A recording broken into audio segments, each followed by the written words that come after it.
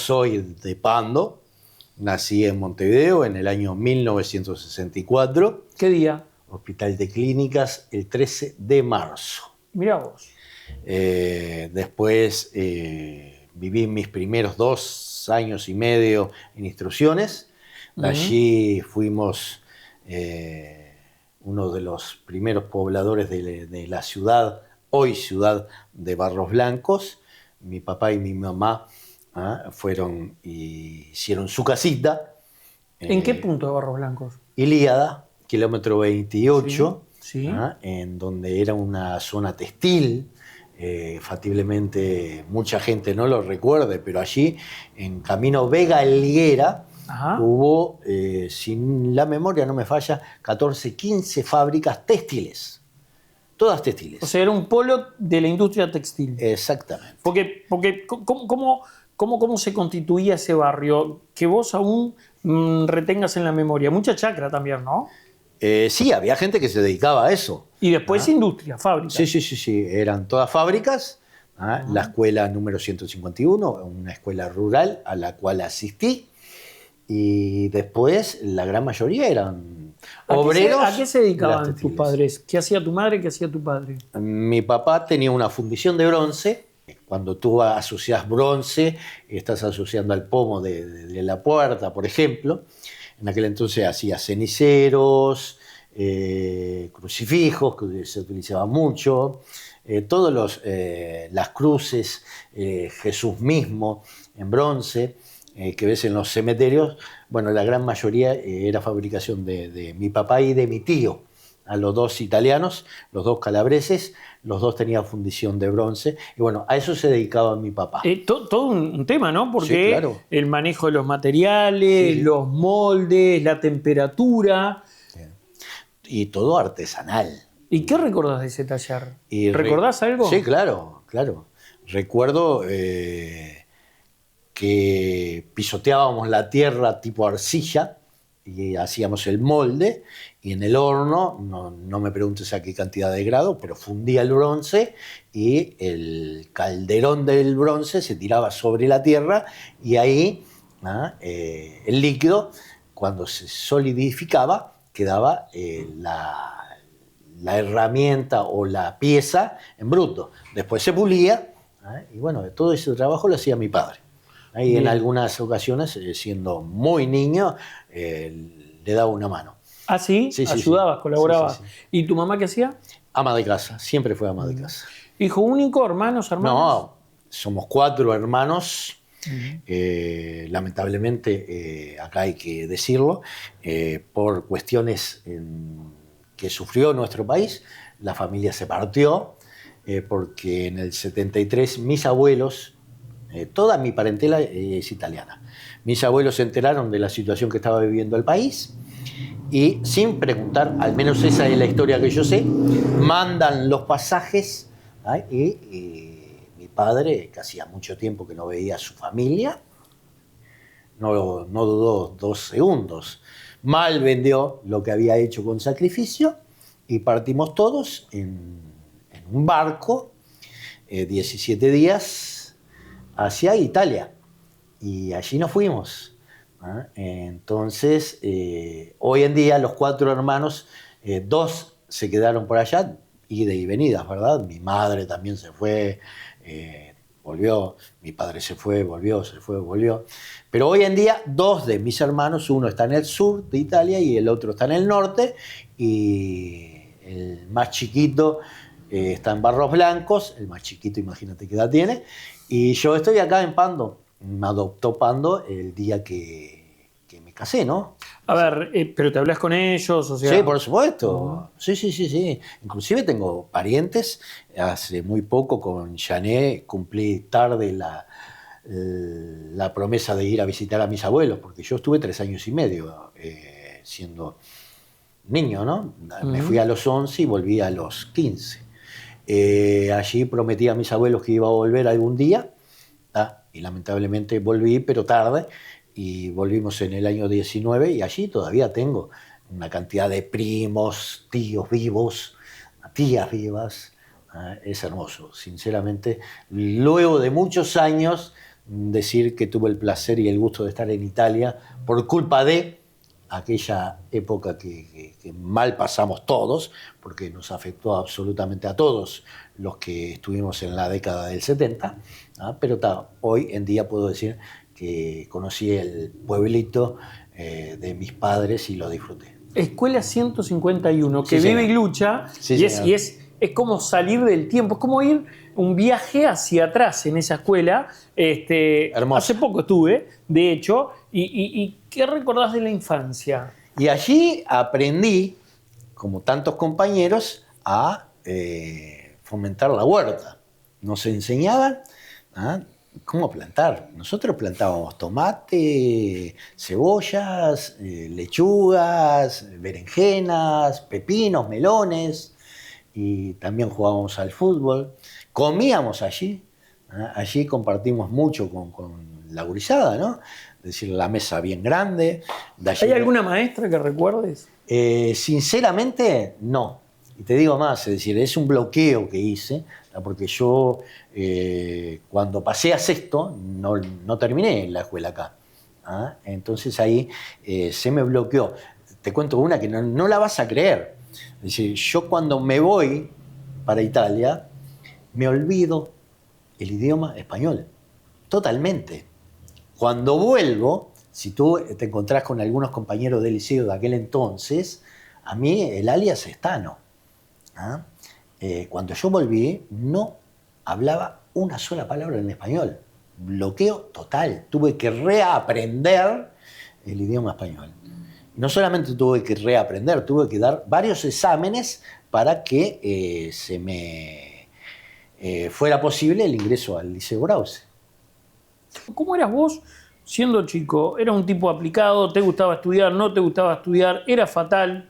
Me encantaba estudiar, era muy bueno en la problemática lógica, muy bueno en literatura, muy bueno, con decirte que allí en la escuela número 151, siendo adolescente, hicimos una obra de teatro, cuando volví de Italia, y bueno, es decir, y me voy a olvidar, pero no, vamos a decirlo. Es decir, cuando yo vuelvo de Italia, me pongo a laburar, como todo gurí que quería dinero. ¿Y cuál fue el primer trabajo? Y dejé el estudio. Además de ayudar a tu viejo en la fundación. Eso no era trabajo. Textil, fibra vegetal en el kilómetro 28. Pero cuando cumplo 18 años, porque eso era en la época que tenía que pedir el permiso al INAU. Sí, claro. El permiso al menor, le decían, exactamente. Y podías entrar a trabajar. Ahí trabajé en fibra vegetal, una textil. Y al cumplir los 18, me vine para Pando y ahí ingresé a la mejor fábrica del Uruguay, ISUD. Fui dirigente sindical en ISUD y la industria textil era una de las industrias más poderosas de nuestro país. Pero te quiero hacer una pequeña anécdota que no la conoces. Es decir, yo dejo de estudiar por la necesidad lógica de cualquier pibe de ganarse su dinero. Mi papá estaba en Alemania, mi mamá estaba acá como ama de casa, entonces, es decir, mes a mes llegaba determinado día y recibíamos un giro de papá. Entonces yo me sentía mantenido. ¿Qué está mal? La discusión que tuve con papá siempre fue: vos, loco, ponete las pilas y estudiá. Si le hubiera hecho caso, ¿qué razón tenía? Pero si le hubiera hecho caso y estudiaba, yo no hubiera dejado de estudiar para irme a laburar. Yo trabajaba y de repente se me despertó el bichito. Laburando no voy a llegar a nada, tengo que volver a estudiar. ¿Y qué hice? Arreglé con un compañero, trabajaba de noche y volví en el año 84 al Liceo Brause a estudiar. Y es de aquí que en el año 84 conocí a una profesora. Y esa profesora de literatura hoy en día es mi esposa. Esa historia no la tenías tú, ¿viste? Pero pará, ¿liceo nocturno el primero entonces? No, papá. No. Es decir, yo trabajaba en la noche en ISUD. Y de día estudiaba. Salía a las 6 de la mañana. ¿Qué hacía? ¿El horario de 10 a 6, de 22 a 6? Exactamente. ¿Y qué hacías en ISUD concretamente? Porque yo toda la vida lo tuve como textil, pero no sabía qué se hace ahí adentro. ¿Qué se hacía? Se hacía hilo, tela. Tela. Tela. Fabricaban la tela. Primero se fabricaba el hilo y después el hilo se convertía en tela. Estaba todo el proceso. Bueno, yo trabajaba en hilandería, en una máquina. Por supuesto, comencé como peón y llegué a ser oficial. ¿Y tuviste un pasaje sindical? Sí, claro, claro. Es decir, fui uno de los, entre comillas, Janet dice que no debo de decir estas cosas, pero no solamente fui perteneciente al gremio textil, sino que también, que esto tampoco lo sabes, cuando volví al liceo, es el retorno de la democracia. Claro. 84, 85. Exactamente. Fui dirigente y militante estudiantil, en donde fui 5 veces en forma consecutiva el presidente del Liceo Brause. Que eso me llevó a ser un dirigente importante a nivel nacional y fui el presidente de la CENI, Corriente de Estudiantes Nacionalistas del Interior. Tampoco lo sabías. Es decir, ese es el nacimiento de la querencia, de la militancia, tanto en defensa del compañero trabajador y del compañero estudiante. Tienen que haber raíces del por qué el Partido Nacional y no otra fracción política del país, ¿no? Totalmente equivocado. Totalmente equivocado. Vos sabés que yo fui, hasta el día de hoy, sigo siendo militante, ¿verdad?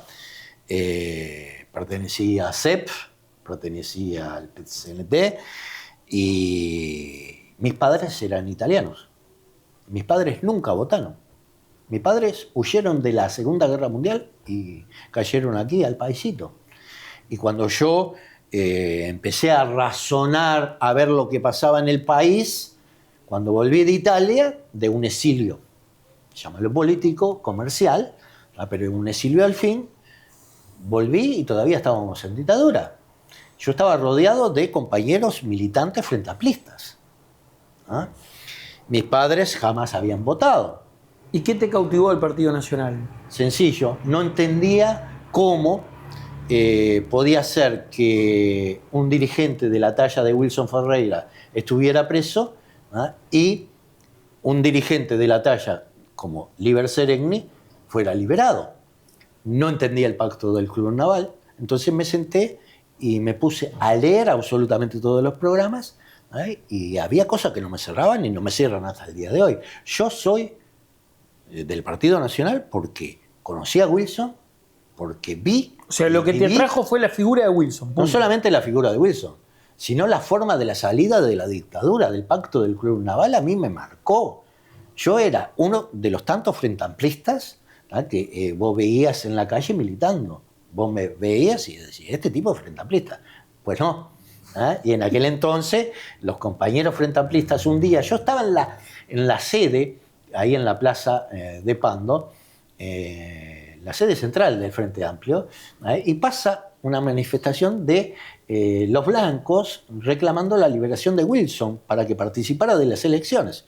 Y el flaco que estaba al lado mío, hablando, le digo, nosotros tendríamos que estar allí. El tipo me dice, yo no, si querés andás vos. Y fui, vos sabés que sí. Y ahí sí me puse a leer absolutamente todo. Me tomé el trabajo de leer absolutamente todos los programas y me definí wilsonista y me definí como militante del Partido Nacional. ¿Y cómo fue ese amor con la profesora? Durar duró, es lo que tengo entendido, pero... Y más de 4 décadas. Fuiste el Macron pandense.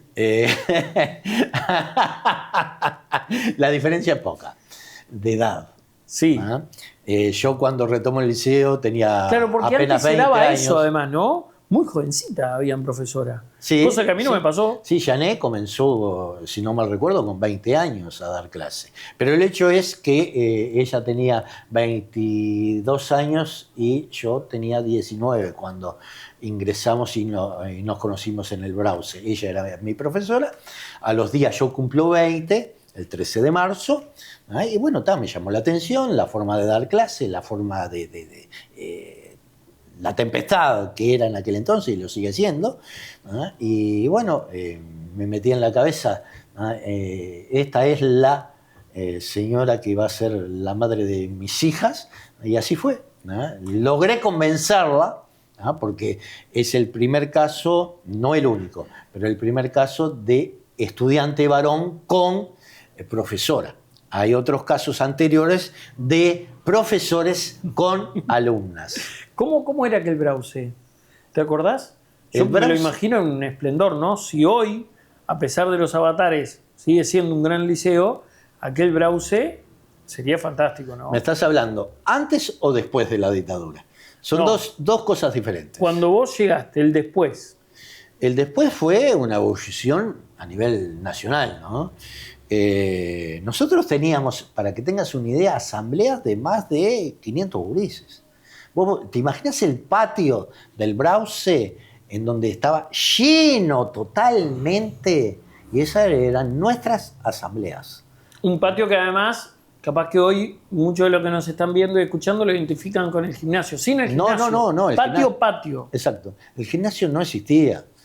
Existía 500 gurises ahí. Sí. Más de 500. Y además un centro referencial para mucha gente, ¿no? Sí, Barros claro. Blanco, Nicolich, Toledo, claro, Suárez, claro. La Costa. Recuerdo las peleas, los kilómetros que hicimos con diferentes compañeros, todos frente amplistas, recorriendo para que Pando se liberara de toda la gente de Barros Blancos. No que los echáramos, porque en definitiva yo era de Barros Blancos, pero no teníamos un liceo en Barros Blancos. Y una de las luchas que fueron importantes y uno de los logros que se hicieron del movimiento estudiantil fue la creación del liceo de Barros Blancos. Mirá vos, fue hermoso. Una lucha que se era hermoso ahí. Y es el Liceo Brause.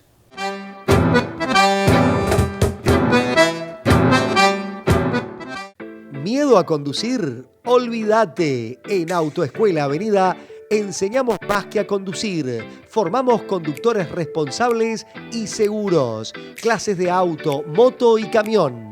Autoescuela Avenida. Tu licencia, tu seguridad, tu futuro, tu libertad.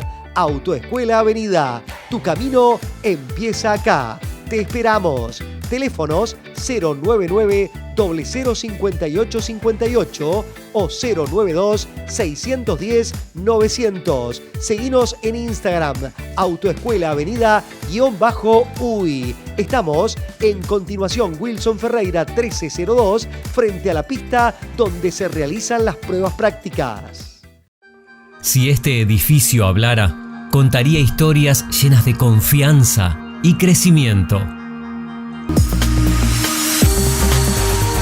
Renovamos nuestra imagen. La innovación, la mejora día a día, los nuevos retos y superarnos es lo que nos apasiona. Como símbolo de agradecimiento a los socios, emprendimos una gran remodelación edilicia en nuestra sede. Cambios que reflejan la fuerza y el ímpetu del trabajo que nos identifica. Cámara Comercial Industrial Agraria Pando, una institución innovadora y emprendedora que honra su historia mirando hacia el futuro. Cambiamos para evolucionar.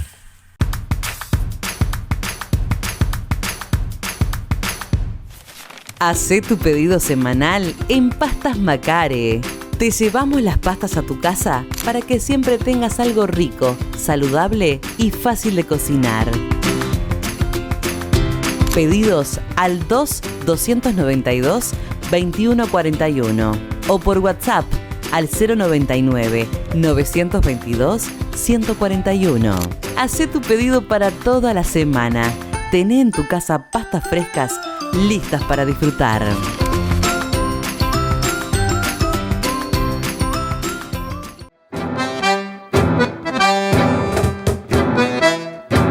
Emilio, ¿cuántos hijos o hijas? 3 hijas. 3. María Emilia, la mayor. Sabina, la número 2. Y la tercera, Mara. ¿Qué peso tiene en tu vida tu familia? Y yo creo que es lo más importante en mi vida, ¿no? Es decir, fue, es y será el soporte. Es decir, hay muchas cosas que Jané me ayudó y me apoyó. Y y viceversa también, ¿no? Es decir, hay un gran tema que no hemos hablado, que tampoco lo sabes, o al menos te haces el tonto. Una de mis adicciones, la que realmente me hizo pasar muy mal, ¿eh? Y es una lucha permanente día a día. ¿La sabías? No, ¿qué adicción? Bueno, soy fundador, o cuasi fundador, de uno de los grupos que existe a nivel nacional, y es uno de los problemas mayores que tiene el Uruguay, que es la ludopatía. ¿Qué tema es, Emilio? Sabes que, bueno, a ver, uno tiene contacto constantemente con grupos terapéuticos y sabe el daño que causa, por ejemplo, sin lugar a dudas, la adicción a las drogas. Sí. Pero claro, la adicción a las drogas, y a ver si coincidís conmigo, es visible.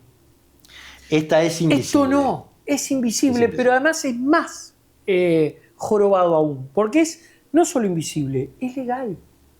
De alguna forma es legal, Emilio. Entonces, primero agradezco que lo digas, y segundo, ¿cómo se hace para detenerlo? Porque No, está a la vuelta de la esquina, hoy está en un instante en un botón, o está a 3 cuadras de acá, ¿no? Mira, yo lo que siempre he dicho, he participado y participo de todas las comunidades.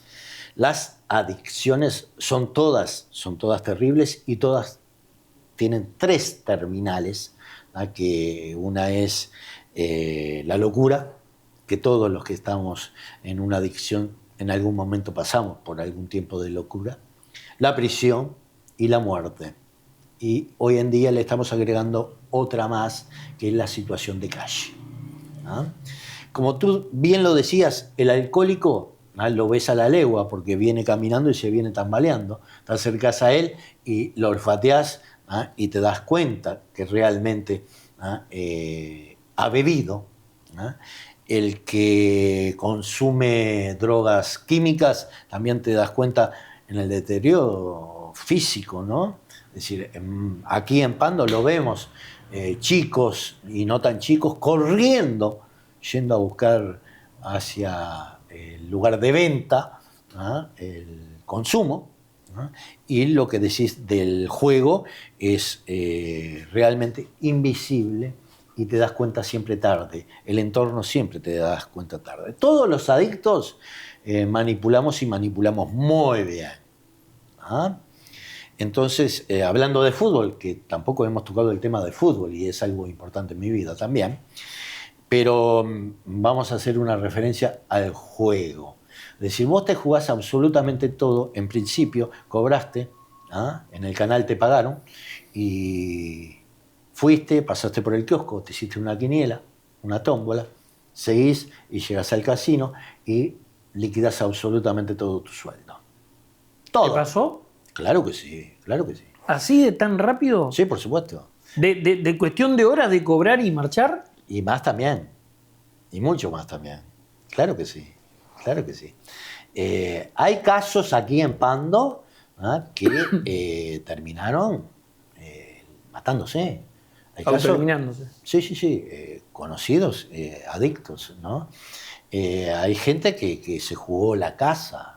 Pero pará, ¿cómo? Que se pero jugó, ¿cómo es que alguien jugó llega? toda la cuenta bancaria. Pero a ver, yo, ¿no? Sí. Esto es, pierdo 100 pesos, me llevo el slot al hombro para casa. Pero pará, ¿cómo es que vos llegás a no percatarte, a no frenar? ¿Vos te acordás la primera vez que jugaste, por ejemplo? Sí, ¿Y claro. qué despertó en vos? Sí, claro.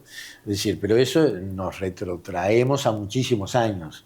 Es decir, pero el tema es... ¿Cuándo fue la primera vez que jugaste y qué sencillo. jugaste? No te puedo decir. Es decir, era un niño y jugaba en el casín del bar de la esquina del Liceo Brause. El famoso bar Morales. No sé si llegaste a conocerlo. No conocí, mucha gente me ha hecho referencia y alusiones al lugar. Allí se jugaba al casín, al futbolito y a las cartas y todo era por dinero. Todo era por dinero, siempre, absolutamente siempre. Y Ese esa es el fue... primer recuerdo. Ese es el primer recuerdo. Pero igual, de todas formas, todo es progresivo, Renzo. Está bien, pero aquel que fuma marihuana es porque tiene una sensación. Y yo te digo que es mentira de que la marihuana no es la puerta de otras drogas. La marihuana es la puerta de absolutamente todas las drogas. Está bien, el pero alcohol es la puerta a todas las adicciones. ¿Pero vos entendés mi concepto? Sí, claro. Tenés algo. Sí. A cambio, vos tomás un whisky y te relajás. Vos tomás un vino y te da sueño. ¿Y él qué juega? Pero, ¿Qué gana? Te lo voy a decir... o sea, ¿qué despierta en vos? Te lo voy a decir en general. ¿No? Vos, entre comillas, sos una persona que dominas todas las posibles adicciones. Nosotros que somos adictos no tenemos la perilla del pare. A mí me das, y me sucedía, comprar una caja de bombones, ahí esconderla debajo de la cama y no invitar a Janet ni siquiera a mis hijas. Y no terminar la historia hasta terminar la caja de bombones. Esa es la diferencia entre tú y un adicto. El tipo que toma un vaso de vino en forma social, no pasa absolutamente nada. Pero el tipo que le gusta el vino y que le busca el escape por ahí a cualquier problema familiar, un accidente, una discusión, ya se tomó 2 vasos, 3 vasos, 4 vasos y terminás en pedo. Y es así, es exactamente así en todas las adicciones. Tú hoy entras al casino, jugás 100 pesos y no pasa nada, perdiste 100 pesos. Pero mañana vas e intentás recuperar los 100 pesos que perdiste hoy. Y ya entraste con 1000. Perdiste los 1000 pesos y no pasa nada. Porque perdiste 1000. Pero después vas y en forma progresiva seguís aumentando. Y ahí empieza el caos. Te jugás el sueldo, la licencia, el aguinaldo, préstamos de financiera, préstamos de bancos, si podés le manoteas la alcancía a tus hijas, le manoteas la billetera a tu esposa o esposo, hay gente que ha llegado a prostituirse, hay gente que ha llegado a robarle a viejitas, hay gente que ha hecho absolutamente de todo para bancar su vicio, que no es un vicio, es una adicción. ¿Qué hizo clic en tu vida para que vos generaras un grupo terapéutico? ¿Y cómo ha resultado esa experiencia? Obligado cualquiera pelea, ¿no? Yo leí 2 páginas enteras. ¿Te acordás El País? En aquel entonces, en el 95, un país bien grandote.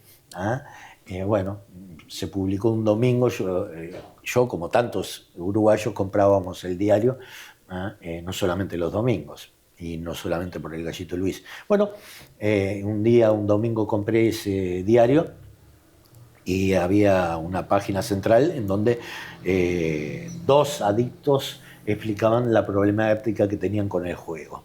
Y lo leí y dije, yo soy un jugador compulsivo. El test te dio todo positivo. Todo, absolutamente. En aquel entonces había 20 preguntas y yo contesté afirmativamente unas 25. 13, 14. La primera vez que la leí, 13 o 14. Hoy en día, si hubiera 45 preguntas, te contesto 45 preguntas afirmativas. ¿Y entonces? Estuvo 2 años tirado ahí en la mesita de luz. Yo seguía teniendo problemas por el juego, a nivel laboral, a nivel familiar, etcétera, etcétera, etcétera. Y bueno, y decidí y fui y comencé y hasta el día de hoy sigo yendo, ¿no? ¿Ayuda? Es la única. No hay receta mágica, no es nada fácil, pero es la única forma en donde tú podés de alguna forma controlar tu adicción. ¿Y te ha tocado ser ya, cómo es que le llaman ustedes, padrino? Sí, claro. ¿Te ha tocado ser ya? Sí, claro. ¿Y qué haces cuando alguien te llama y te dice, che, estoy a punto de quebrar? Estoy tentado, no sé, yo qué sé, tengo el Supermatch abierto acá, adelante. Mirá, recuerdo una de las llamadas que hoy en día me causa mucha gracia, eran las 2:00 de la mañana.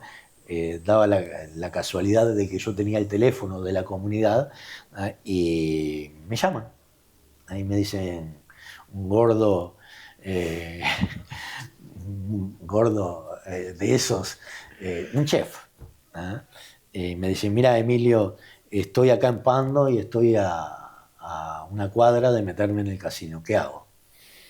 Y comencé a hablar con él y yo estaba acostado, ¿no? Me vestí y le digo, ¿en dónde estás? Y salí y fui al encuentro de él y estuvimos charlando horas. Y bueno, pasó el impulso y ese día no jugó. Esa es una de las tantas, ¿no? Pero no es solamente el tema del padrino, ¿no? Es fundamental el lenguaje, el vocabulario, el lenguaje, porque decir, vos me estás mirando con cara de decir, pero no puede ser tan pelotudo este tipo, a jugarse absolutamente todo, no piensa, no razona. Y bueno, es decir, la gente normal no lo entiende, pero yo te pregunto, si vos tenés una enfermedad, cualquiera que sea esa enfermedad, vos vas al médico y el médico te da unas pastillitas y con esas pastillitas la controlás. Bueno, pues con las adicciones, no me preguntes por qué, yo te diría que es un fenómeno, negocio para el país y para el mundo entero de que haya y exista adictos. Entonces los médicos, disculpen, doctores, no le han hincado el diente realmente al problema que es la enfermedad. Según la Organización Mundial de la Salud, todas las adicciones son enfermedades, pero no hay ninguna pastillita que te ayude a controlar la adicción. ¿Y es tal cual lo dicen ustedes? ¿Es un día a día? Claro. ¿Es un paso a paso? No es un día a día, es un minuto a minuto la lucha. Vos vas al grupo y te dicen por 24 horas. Tú no tomes por 24 horas. Tú no fumes por 24 horas. No juegues por 24 horas. Y en el grupo te decimos, vos, Renzo, no te preocupes. Si salís de acá y en 15 minutos tenés el impulso de tomarte una, llámame. Llámame. Y te llama. Y sí, claro. El que realmente desea continuar y ganar la batalla te llama. Porque acá hay una frase que siempre decimos en todas las comunidades. Dejás si tú querés. Si yo quiero, dejo. Ahora, si yo no quiero... ¿Y qué fue lo que te pasó a vos que dijiste, ya está, hasta acá voy a dejar? Y varios fondos tuve que... ¿El peor de todos? La cárcel. Estuve en la cárcel. Decime que sí sabías que estuve en la cárcel. ¿Sabías? Sí, claro. Sí, estuve en la cárcel. Esa fue una de las caídas más grandes que tuve. Y por supuesto, es decir, en determinado momento Jané me dijo, bueno, papá, así no podemos. Y roja. Tuve que pelear en la liga y hacer buena letra. No hablamos de fútbol todavía. Tuve que hacer muy buena letra para que prescribiera la sanción, ¿no? Es decir, hay mucha cosa. Es decir, pero la lucha es día a día, minuto a minuto, una cárcel hora a hora. Que te vas con código, ¿no? ¿Cómo? Te vas con código a esa cárcel. ¡Qué bien! ¡Qué bien! Vos sabés que... ¿Te vas con código? ¿O no te vas con código? Sí, claro. Fui el único... Es decir, hay que hacer un raconto, ¿lo puedo hacer? Sí, claro. Para eso está el programa. Tenías razón. Tendríamos que haber venido con más rollo. Claro. Porque hay... En aquel entonces yo era el informativista de la televisión. Sí, señor. En aquel entonces yo era el informativista de Radio Continental. Pero, ¿cómo es que llegas a los medios? Pero me vas a enloquecer de un lado para el otro. Bueno, es que de eso se trata el programa. Pero me encantó la pregunta del clan que no cayó. Hasta el día de hoy hay gente laburando que debería de haber caído en cana y no está. Hay gente que se jubiló y no estuvo una hora preso. ¿Por qué? Bueno, porque, es decir, te cuento, hay los dos comisarios, comisario y subcomisario hoy en día están al mando de 2 departamentos del país. Los recuerdo con mucho cariño a ambos. No voy a dar los nombres, por supuesto. Pero yo tampoco. Uno de ellos me decía, Emilio, decí, es bien sencillo, decí quiénes son los que hacen esto y lo que hacen los otros, porque nosotros sabemos que fulano hace tal cosa y mengano hace tal otra. Y yo lo miraba y decía, pero Javier, si vos sabés que fulano hace tal cosa, ¿por qué no lo vas a buscar? Si vos sabés que Juanita hace tal cosa, ¿por qué no la vas a buscar? Y me ofrecieron, como en la televisión, ¿no? Me dijeron, si vos cantás y decís tal cosa de fulano, de mengano y de sultano, sabían todo. Vos quedás libre, procesado sin prisión y marchan en cana fulano, mengano y sultano y sultano. Y yo le dije, no, discúlpame, si vos me fuiste y me agarraste a mí, soy yo el responsable. Si vos sabés absolutamente todo eso, andá y tráetelos. Bien tano, bien porfiado. ¿No? ¿Que me arrepiento? A veces sí, a veces no. Yo puedo caminar tranquilo por la calle sin ningún tipo de problema y la gente me puede apuntar, que hay gente que me apunta, y le digo, señora, ¿sabe por qué fui preso? Por algo que usted o algún amigo suyo lo sigue haciendo hoy en día, y en aquel entonces era moneda corriente hacer gauchadas. Exacto. A conocidos, gauchadas. Y bueno, pensaban que era un movimiento de ajedrez hacer caer a un tipo joven con proyección política, que era conocido tanto en la televisión como en la radio. Cae este tipo, hacemos caer a unos 20 funcionarios de Pando y otras zonas de Canelones, y la intendencia queda como si fueran unos cracks, hicieron limpieza. Y no, lamentablemente tomé la responsabilidad solo, aprendí mucho, ahí fue una de las grandes enseñanzas que tuve en mi vida, hasta el día de hoy. Miren que tengo, porque hoy en día se utiliza el WhatsApp, y se borra. Hoy en día, viste, que te condenan por un mensaje de texto o un mensaje de audio. En aquel entonces eran tarjetas. Si querés te muestro alguna tarjeta de senadores, de diputados, ediles, de todos los partidos. Pero, nada, simplemente, y para cerrar este capítulo de tu vida, ¿qué aprendiste en la cárcel? ¿Qué aprendiste adentro? Perdón, antes de ir a la cárcel, ¿por qué? No te voy a llevar, quédate tranquilo. No, ya fue. Solo hago ya periodismo. Ojo. Son amigos, pero mirá que también tengo amigos en todos lados. Ojo. Para los adictos, para los familiares y para los que han tenido... ¿Pero fue el juego lo que te llevó a eso? A un delito, sí, sin lugar a dudas. O sea, querías más plata para seguir jugando. Sí, claro. Bien. Claro. Sí se puede.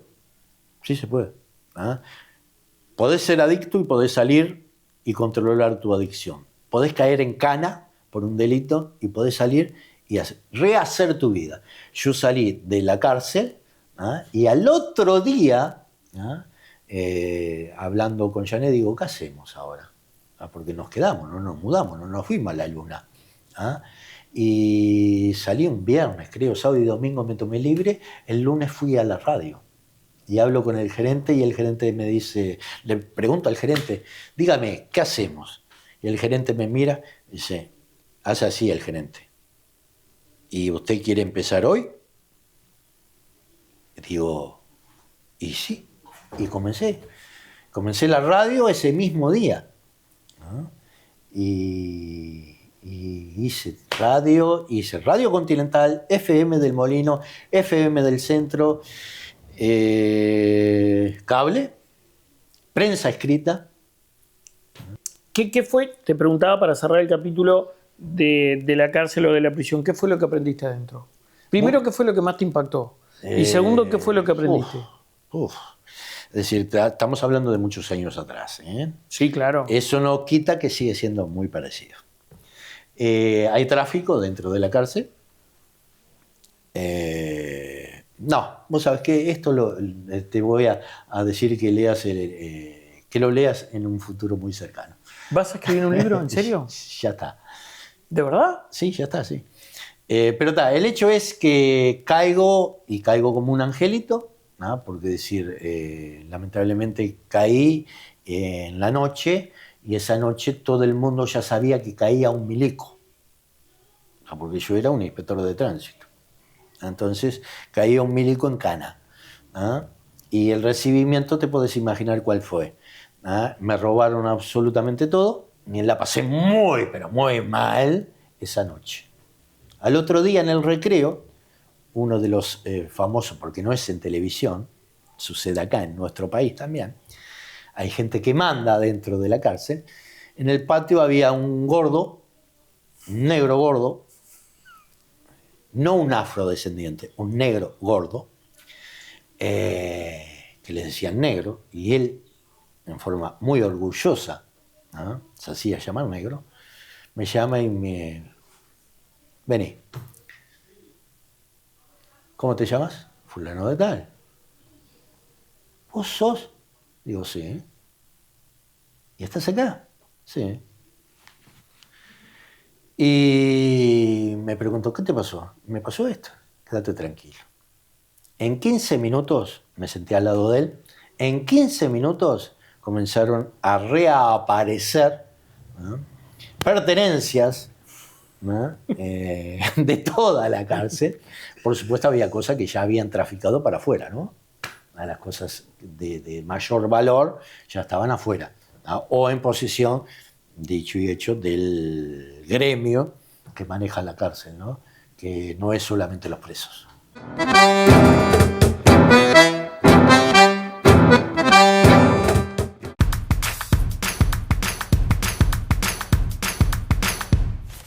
Hacé tu pedido semanal en Pastas Macare. Te llevamos las pastas a tu casa para que siempre tengas algo rico, saludable y fácil de cocinar.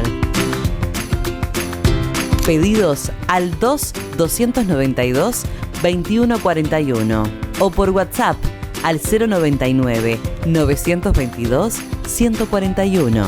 Hacé tu pedido para toda la semana. Tené en tu casa pastas frescas listas para disfrutar.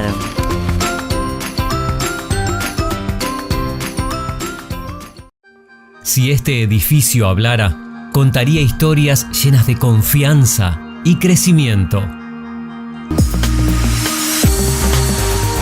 Renovamos nuestra imagen. La innovación, la mejora día a día, los nuevos retos y superarnos es lo que nos apasiona. Como símbolo de agradecimiento a los socios, emprendimos una gran remodelación edilicia en nuestra sede. Cambios que reflejan la fuerza y el ímpetu del trabajo que nos identifica. Cámara Comercial Industrial Agraria Pando, una institución innovadora y emprendedora que honra su historia mirando hacia el futuro. Cambiamos para evolucionar.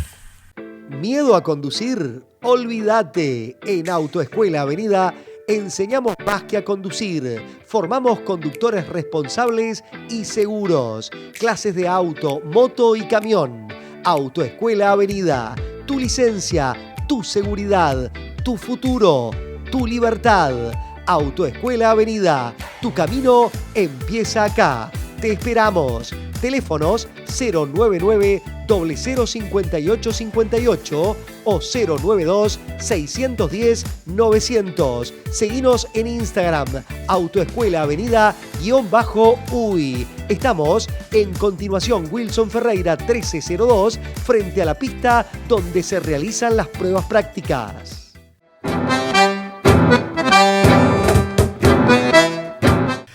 Hablemos de los medios. ¿Cómo es que te involucras en los medios? Edgar Armíguez, ¿te acordás de Edgar?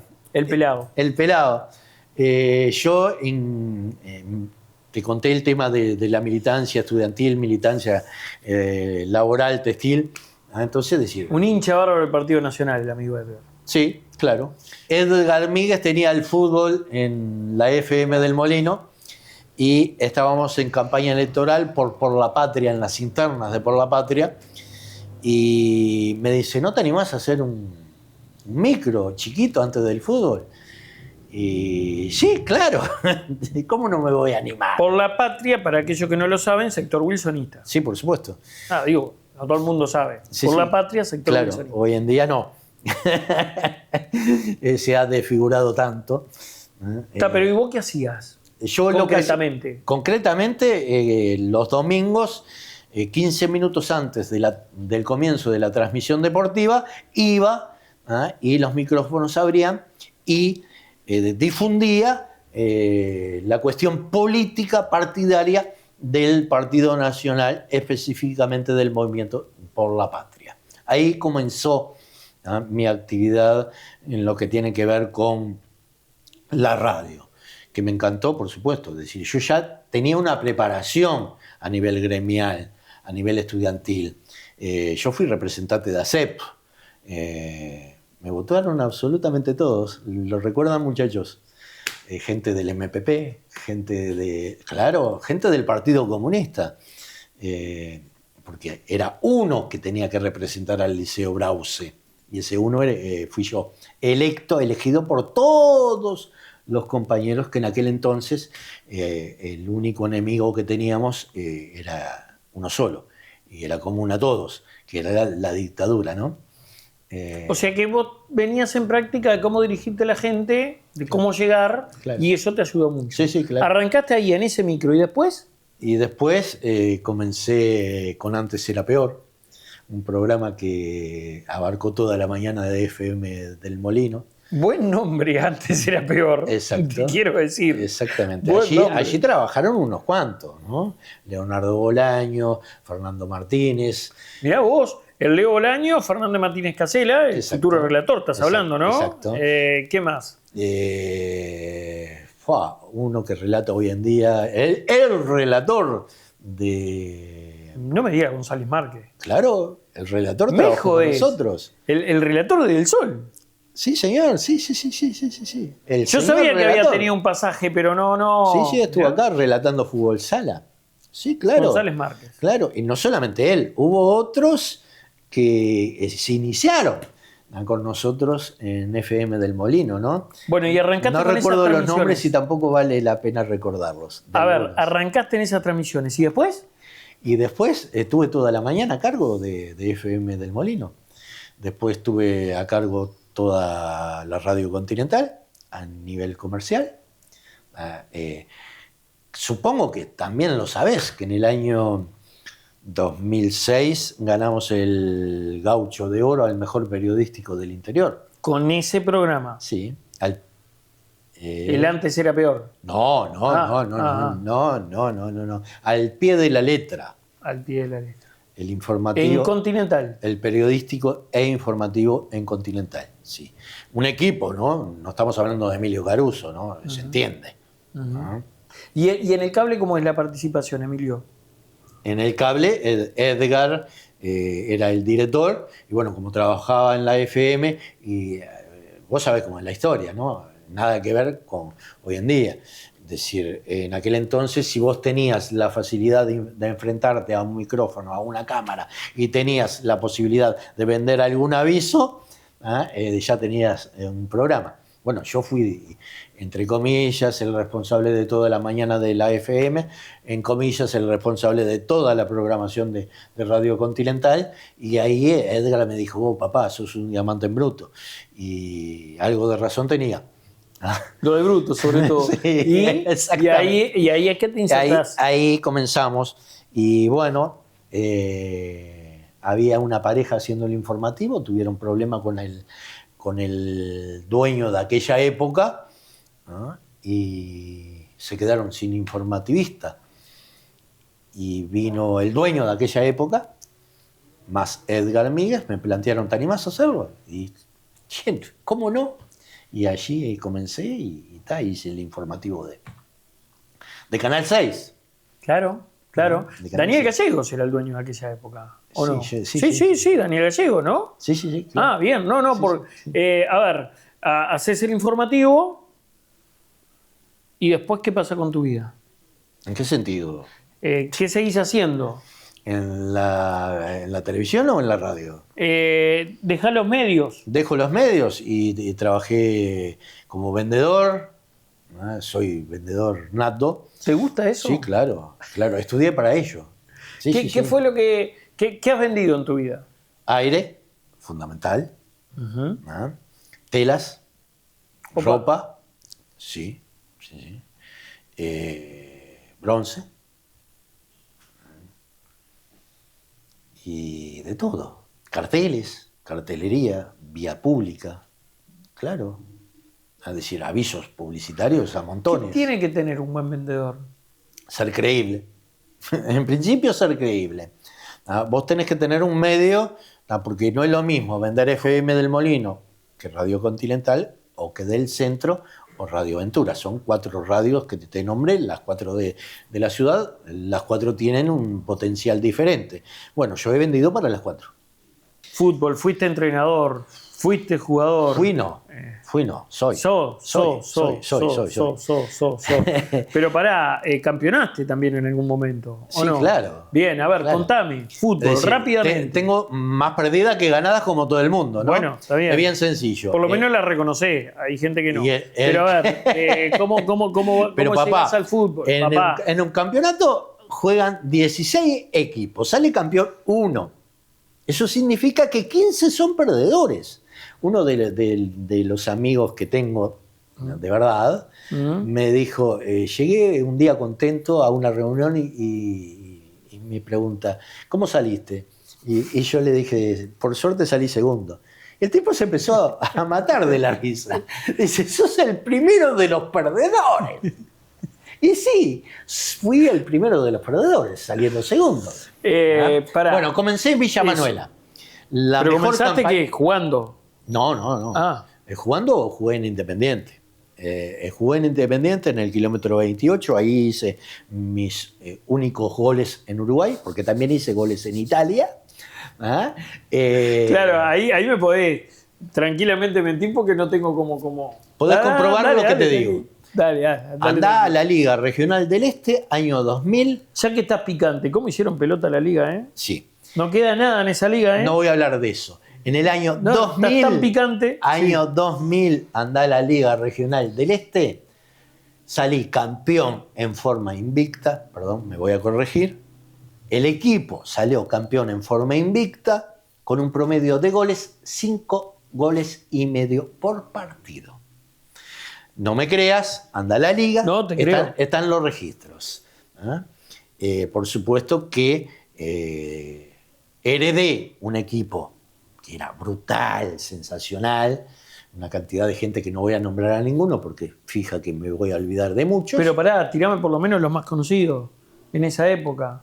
No, porque me voy... Pero tirame a alguno. Bueno, Baltasar Dino Muniz, sí. Que lo... Hasta yo lo conozco, que no tengo nada que ver con el fútbol. Debutó en primera conmigo, con apenas añitos, 16 años, si no mal recuerdo. Álvaro Severo, yo qué sé, tenés un Pablo Dávila, a Dávila también lo tenés que ubicar. Claro. Juan Carlito Silvera. ¿Todo eso estaban en el equipo de primera? Estamos hablando de Villa Manuela, no, de primera no, tercera. En aquel tercera. Entonces tercera. Aquí salimos campeón de punta a punta. Luis Leites, uno de los mejores goleros que para mí existió. Freddy Coronel, uno de los mejores 5 que para mí existió en la liga. Es decir, tenía realmente un muy buen equipo. Bueno, salimos campeones en Villa Manuela. Después de ahí me trajeron, vine para Atlanta, estuve 10 años en Atlanta, que dicho de paso agradezco a Atlanta porque me hicieron un homenaje en vida. En el 19 me hicieron al lado de Oscar Paglia y de Ramón, ¿cómo le dicen al Ramón? Bueno, 2 técnicos súper reconocidos y yo en el medio, que fuimos campeones con Atlanta, ¿no? Con Atlanta dirigí sub-15, sub-17, sub-20 y primera. Ahí salí campeón con diferentes categorías, que por supuesto perdí en la mayoría de los casos, ¿verdad? Soy uno de los 2 técnicos que se da el lujo de haber dirigido la primera de 5 esquinas y la primera de Atlanta. Tuve el gusto de estar en la Copa de Campeones tanto con Atlanta como con 5 esquinas, dirigiendo, ¿verdad? Y bueno, después, la última vez que dirigí, que perdí la final, fue contra el Matadero, el primero de los últimos. El Matadero, que ahora es campeón en el año 25, tiene 3 añitos de vida. El primer año, que fue, estamos hablando de 3 años, fue en el 23, ¿verdad? En el 22 lo armamos con un equipo de gente y llegamos a la final y allí la perdimos contra Wanderers, merecido campeón, ¿no? Ya hemos hablado prácticamente de todo, de la vida, del fútbol, de los medios. ¿Qué hay de la política? ¿Han sido más los recuerdos positivos que te deja o ha sido más acciones negativas que te dejó el inmiscuirte en política? Tenés de todo, tenés de todo. Te puedo contar de estar en un estrado y disfrutarlo porque estás en tu ciudad, al lado del que fue presidente de la República, y al lado tenés a un tipo pandense que te pega codazos para salir en la televisión, por ejemplo. ¿Ah? Esa es una de las malas. Una de las tantas buenas es que estás en política. El que está en política habitualmente está porque quiere lo mejor para su sociedad. Es nuestro caso. Yo comencé a trabajar en política en el año 84 y trabajé con Frente Amplistas, con Colorados, con gente de la Unión Cívica, etcétera, etcétera. Y para nosotros, en aquel entonces, el fin era la mejoría de la vida del menos pudiente. Y hoy en día, para mí, sigue siendo la misma tesitura. Y hoy en día te sigo hablando con Frente Amplistas, lo he hablado con el alcalde de Pando y tenemos una muy buena relación con el anterior y con el actual. Y seguimos hablando y vamos a seguir hablando, porque realmente queremos lo mejor para nuestra ciudad. Esas son las cosas buenas. Las cosas malas, las traiciones, las mentiras. Pero eso es un problema del ser humano, ¿no? No de la política. Yo creo que no. Te puede pasar en cualquier índole. En todo lado. En cualquier ámbito. En todo lado. Lo mejor para mí en política es haber conocido a Wilson Ferreira, que tuve el honor de tener un asado con una multitud, ¿verdad? Pero por casualidad se sentó delante de mí Wilson y Susana, y lamentablemente la estrella no fui yo, ni Susana. Las estrellas fueron Wilson Ferreira y Janet Gianicelli. Se entraron a cruzar ahí a hablar de literatura, de libros, de esto y de lo otro, y estuvieron 2 horas y pico hablando ellos, y yo los veía así, ¿viste?